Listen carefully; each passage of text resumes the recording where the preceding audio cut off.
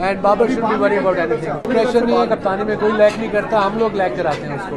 He is doing well, he is on the right track. Unnecessary stress, unnecessary चीज़ें कि अहमदाबाद में नहीं खेलेंगे तो वहाँ खेले। पाकिस्तानी प्लेयर से पूछो, they don't care, they will play where ever the schedule will come. कोई इशू, इसमें इशू की बात किया, जहाँ मैच होगा वहाँ खेलना है पाकिस्तान की, खत्म होगी बात। मैंने स्केड्यूल देखा है, बच्चे बड़े हो जाएंगे, मैच वर्ल्ड कप खत्म नहीं होगा। तो 46-47 गेम।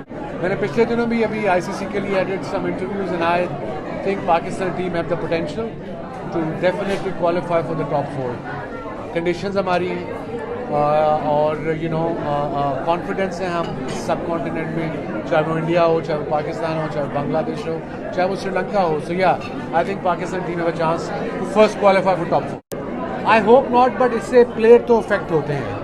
हमारे दौर में भी जब चेयरमैन सब चेंज होते थे, नए आते थे, अगर मैं कप्तान था तो स्ट्रेस होता था कि ये चेंज ना कर दे आके, इनकी पॉलिसी क्या होगी, जो भी